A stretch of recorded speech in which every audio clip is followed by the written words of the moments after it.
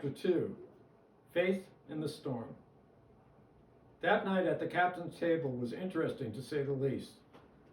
The captain asked the questions, what actions are to be taken in the storm of a life? Each officer at the table oversaw different sections of the ship, was given opportunity to convey systematic description of their duties. As the topic of storm duty made its way around the table, the cabin boy entered to start cleaning up the dinner mess. When the topic got to the first mate's duties, the cabin boy had started pouring the after-dinner port wine. It was the best and strongest of the red wines, and the indulgences of the officers were perfect to strengthen the cabin boy's desire to become an officer himself one day. When the first mate finished his list of responsibilities, he did something different. He lifted up his cup in a toast, and he said these words from the Bible. No longer do I call you servants, for a servant does not know what his master is doing. But I have called you friends. For all things that I have heard from my Father, I have made known unto you.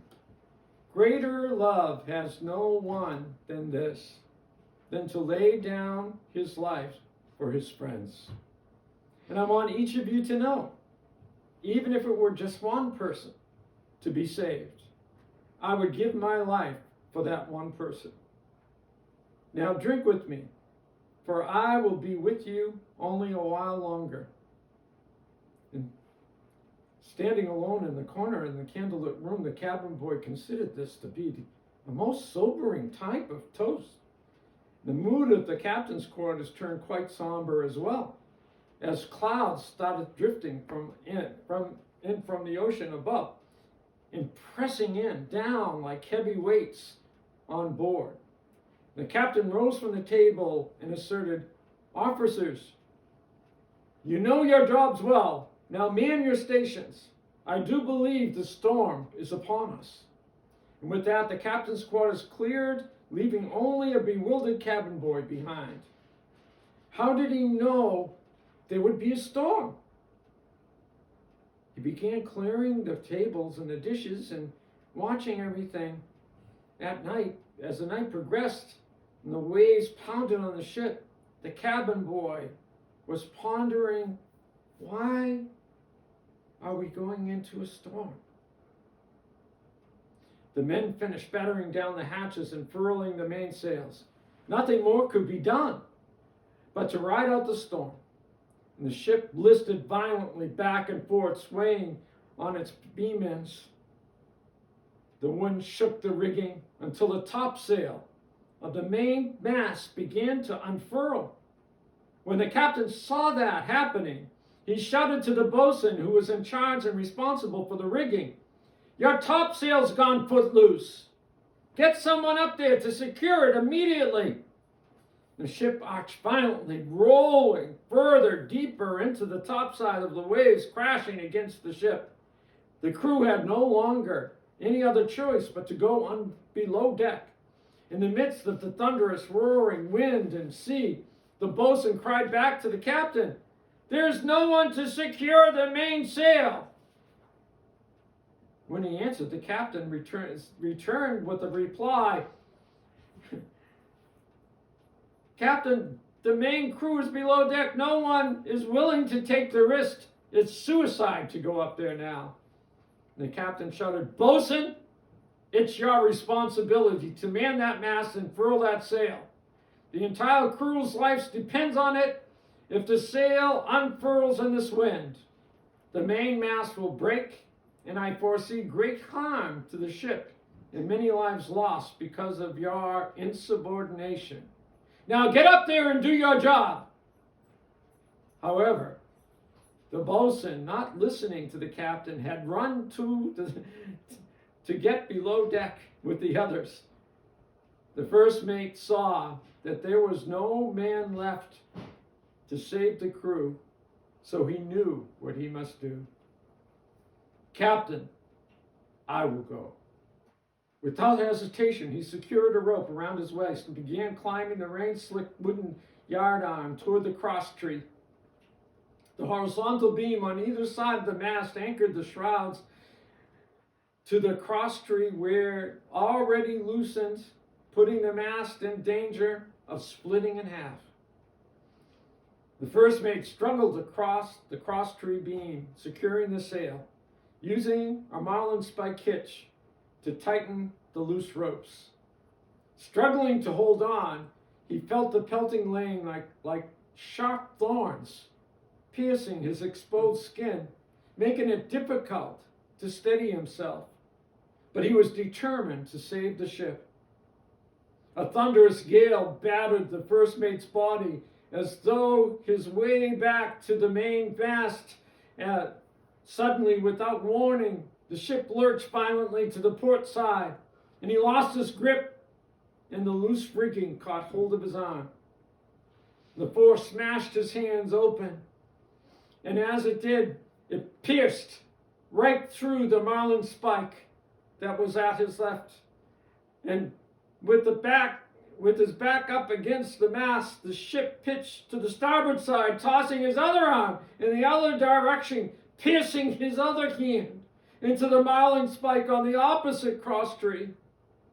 The ship continued to heave, and the first mate's feet flailed like ragdoll in the wind.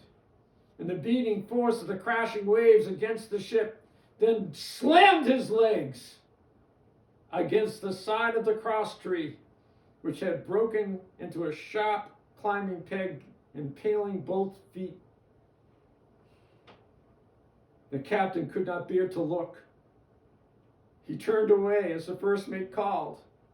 A splintering sound exploded through the roaring of the wailing wind. A piece of the crosstree broke off, flying through the air like a knife directed by some wicked force, stabbing the first mate's side right through, piercing to the middle of his heart.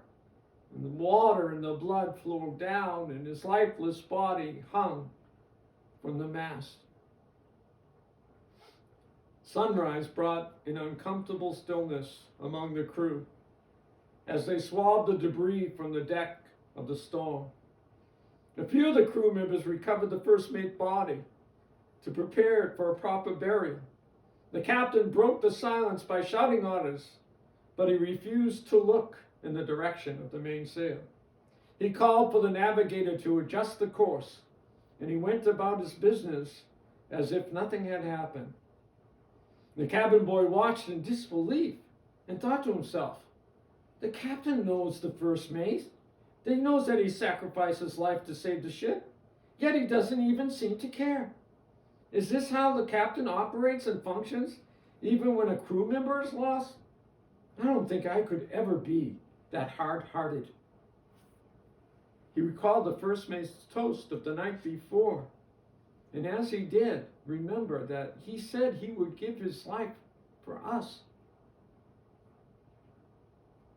The cabin boy said, I will never be like a captain and be uncaring.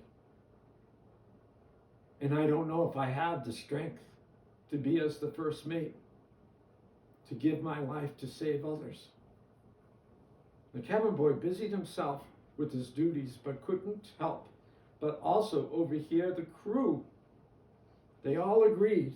The captain knew the risks of steering the ship into the storm, and he knew that it was a dangerous storm, and yet, even knowing the consequence, he stayed the course. And that was the gossip throughout the day. Why would anybody do that? Down in the quarterdeck, the navigator calculated the figures to set the new course. The door creaked open. The cabin boy entered in with breakfast and coffee. Oh, thank you, boy, said the navigator. Just leave it over there on that coffee table. The captain needs his course setting right away, so I have to work on this. The cabin boy stood nervously for a moment and cleared his throat. Sir, do you mind me asking, did the captain know we were headed for that storm, sir? I know I shouldn't be asking, but the crew is talking. The navigator stopped what he was doing, and he looked directly into the boy's eyes. Even so, boy, why would you ask? The cabin boy hesitated, then slowly replied, because, sir, The captain is so cold. Sir, he could not even look or shed a tear as the first mate was taken down from the mast. Then the navigator stood up and he walked towards the quarter galley window, and he gazed out toward the calm waters that now stood outside that window. Choosing his words carefully, he responded, "How much you don't know could fill this ocean. From all the years of sailing with this captain, there is one thing you should learn from me." And he rubbed his chin and he cleared his throat. The captain always knows what he is doing. And what he is doing is always best for those on board. Well, pardon my ignorance, sir, but how is the first mate dying good? He was such a good man. How could a captain be so uncaring over his loss? Now the navigator turned and walked toward the boy, placed his hands on his shoulder. "Boy, I am sure the captain was crushed to his heart. Don't you know?" Hesitating for a moment, the boy drew a deep breath and asked, "Know what, sir?"